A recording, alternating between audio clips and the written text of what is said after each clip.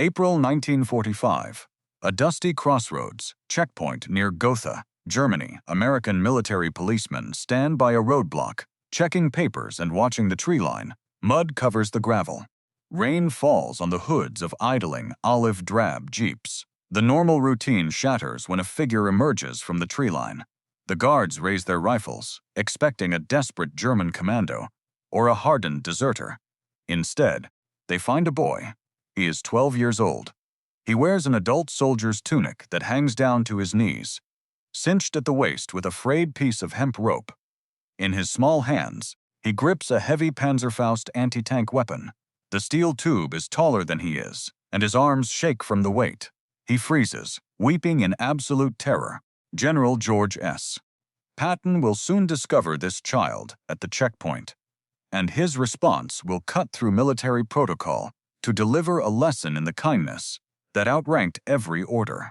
This is the story of a terrified 12-year-old schoolboy, forced to carry an anti-tank weapon for a collapsing empire, and the famous American general who chose mercy over military protocol. Before we continue, make sure you subscribe. We tell the World War II stories that show the kindness that outranked every order. Captain Robert Miller was 28 years old from Columbus, Ohio, serving with the 83rd Infantry Division. Before the war, he worked as a high school history teacher and lived a quiet life with his wife and young daughter. He had enlisted after Pearl Harbor, believing it was his duty to protect the innocent from the horrors of global tyranny. He had fought through the hedgerows of Normandy, witnessed the frozen misery of the Ardennes, and watched many good friends die in the mud. The relentless violence had hardened his resolve, but it had not stripped away his core decency or his protective instincts toward those who could not defend themselves. He had seen enough carnage to last a lifetime, yet he maintained a strict code of battlefield honor.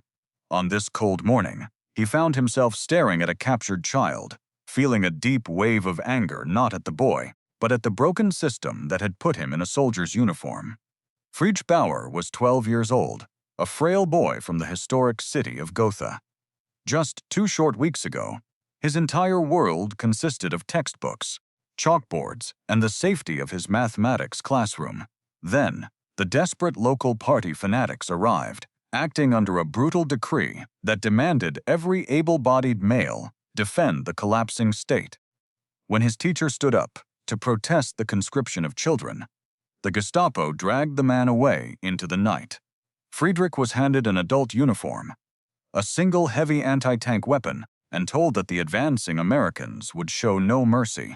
He spent 3 days wandering the ruined roads alone, starving, freezing, and carrying a rocket launcher he had never been trained to operate. He was not a combatant, but a terrified child trapped in an oversized coat, cinched with a piece of rough rope, longing only to return to his mother. By April 1945, the Allied advance into the heart of Germany had broken the backbone of the organized German military defense. The Western Front was no longer a solid line of fortifications, but a chaotic, moving landscape of rapid armored thrusts and isolated pockets of fanatical resistance. As the regular divisions of the Wehrmacht dissolved through massive casualties and widespread desertions, the desperate leadership in Berlin turned to their final, most tragic resource. They enacted emergency decrees that bypassed all traditional age limits for military service, mobilizing every remaining male between the ages of 16 and 60 into the makeshift militia units known as the Volkssturm. In the ultimate panic of those closing months, even these relaxed regulations were cast aside by local zealots, who openly swept up young boys from schoolrooms to stand against oncoming American tanks. The resulting tactical environment was completely broken, characterized by a total collapse of central government authority and severely fractured supply lines.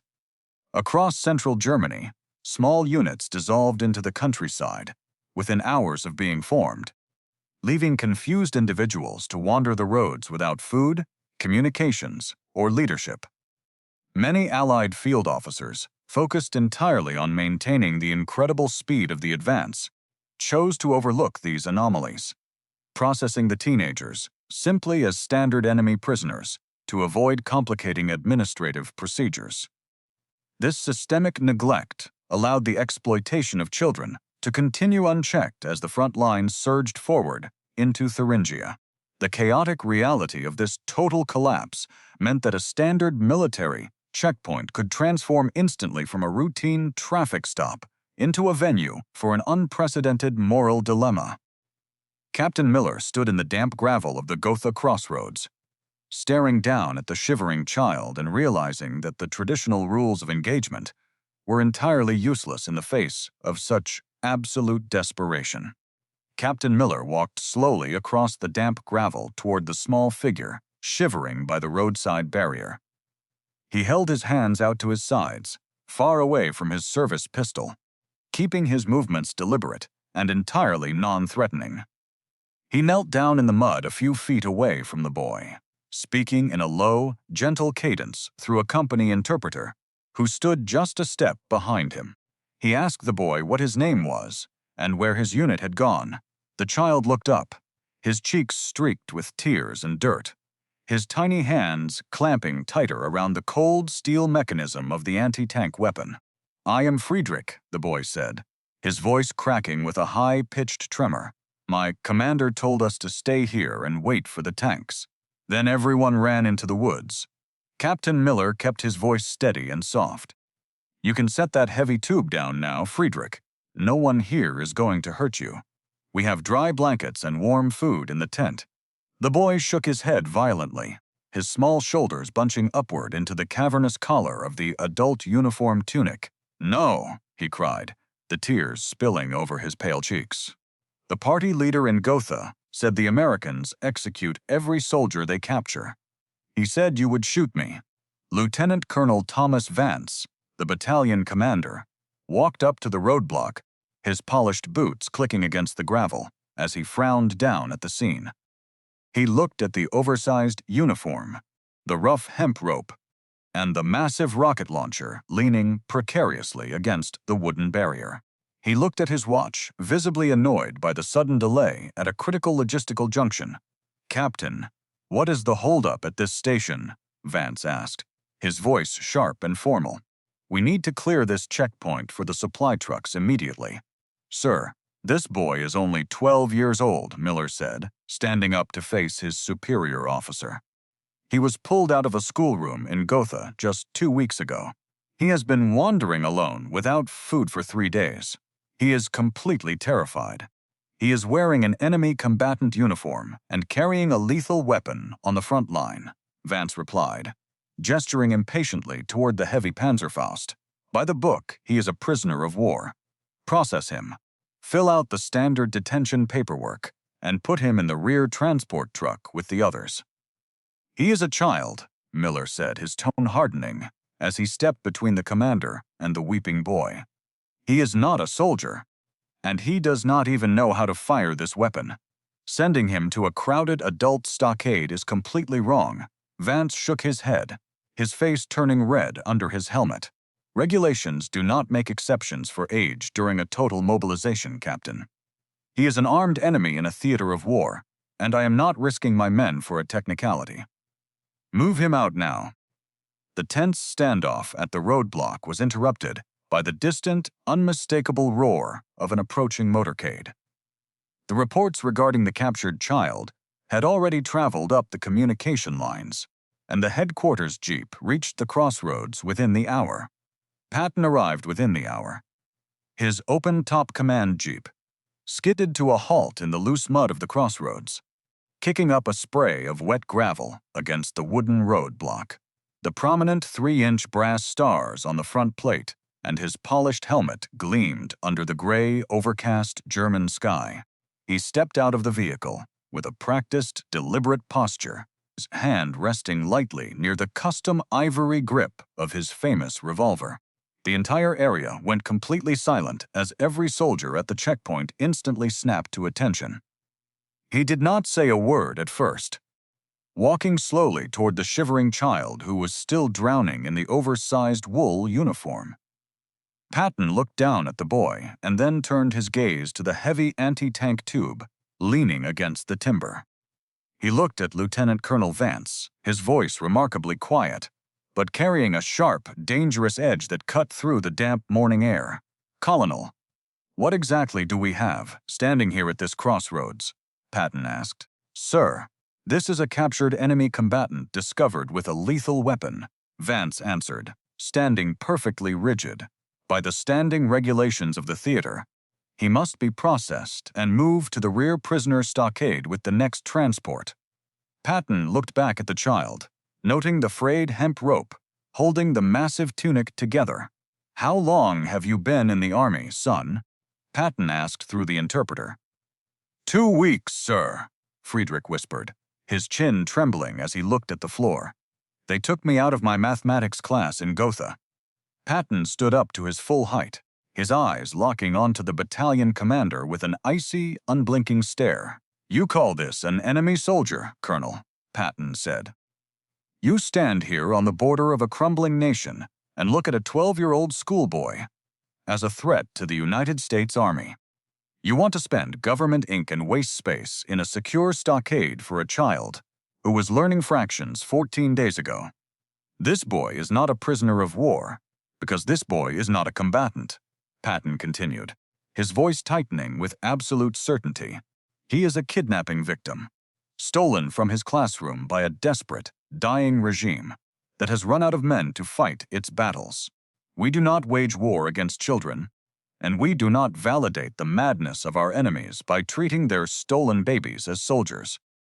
You have 2 options right now, Colonel," Patton said, stepping closer to the officer. "You can either follow the letter of a regulation meant for grown men and prove you lack the basic sense to tell the difference between a soldier and a schoolboy. Or you can fix this situation immediately. Take that heavy launcher, give this boy a proper ration box, and have your men drive him directly back to his town. If his mother's house is still standing, deliver him to her doorstep. If it is gone, find the nearest refugee facility. Decide what kind of officer you are in the next 10 seconds." Lieutenant Colonel Vance swallowed hard, his face turning pale as he looked from the general back to the small boy. He saluted stiffly, his arrogance completely gone. The military policeman moved quickly to execute the general's commands.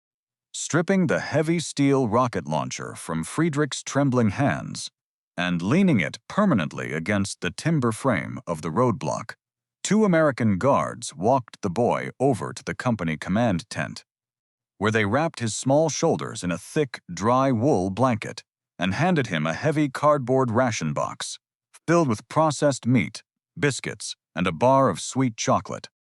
The boy ate with desperate speed, his face covered in a mixture of dirt, tears, and grease, as the warm food hit his stomach for the first time in days. Outside the shelter, the damp gravel crunched under the tires of an olive-drab utility truck as a sergeant pulled up to the gate, leaving the engine idling in the cold rain. The guards guided the child into the front passenger seat, adjusting the massive canvas tunic so it would not catch on the metal door frame. The vehicle accelerated away from the crossroads, splashing muddy water across the discarded anti-tank weapon as it headed toward Gotha. The military policemen remaining at the checkpoint stood in total silence, watching the taillights disappear into the gray mist, deeply moved by a sudden act of unexpected mercy that had completely shattered the traditional boundaries of wartime hostility. The utility truck negotiated the war-torn roads of Thuringia, carefully navigating the deep craters left by artillery fire.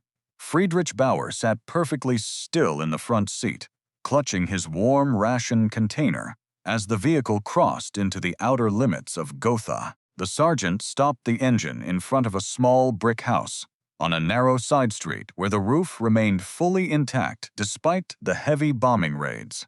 The door opened slowly, revealing a pale, exhausted woman whose face carried the deep lines of constant grief. When she recognized the small boy struggling out of the massive wool tunic, she let out a sharp cry and ran down the steps to pull him into a fierce embrace. The American sergeant watched from the driver's seat, wiping his eyes with the back of his dirty sleeve, as he thought of his own 12-year-old son waiting for him in Ohio. Friedrich remained in Gotha for the rest of his life, eventually returning to school to complete his education and working as a respected accountant until his peaceful retirement in 1998. Lieutenant Colonel Vance found his military career severely hindered by the official report filed after the incident at the crossroads. He was quietly reassigned to a secondary administrative post in the rear echelon within a month.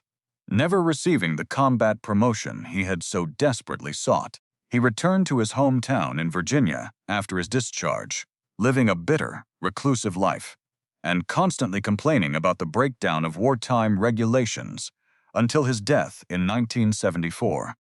General Patton never mentioned the terrified schoolboy or the heavy anti-tank weapon in any of his official press briefings or public speeches during the final months of the European conflict. A brief handwritten note discovered in his personal diary after his death in December 1945 revealed his hidden feelings regarding the tragic encounter. He wrote that the true measure of an army's greatness was not found in its ability to crush a desperate enemy, but in its capacity to preserve its basic decency when facing the total collapse of civilization. Some military historians have argued that General Patton's decision at the Gotha crossroads was a dangerous violation of standard field regulations that could have compromised localized security during a fluid tactical advance. They contend that an armed individual wearing an enemy uniform must always be processed through official intelligence channels to verify that they are not acting as a scout or a saboteur for remaining guerrilla forces. Other battlefield analysts argue the exact opposite, insisting that true leadership requires the immediate application of common sense and moral clarity when bureaucratic rules collide with obvious human tragedy. They maintain that diffusing the enemy's desperate exploitation of children was a more effective victory than filling out detention paperwork. What is certain is that the small town of Gotha was spared further useless bloodshed, and a frightened schoolboy was allowed to survive the final madness of a dying empire. If you had been in General Patton's position at that crossroads checkpoint, would you have done the exact same thing? Or would you have followed the standing theater regulations and processed the boy as a regular prisoner of war? Let us know your thoughts in the comments section below.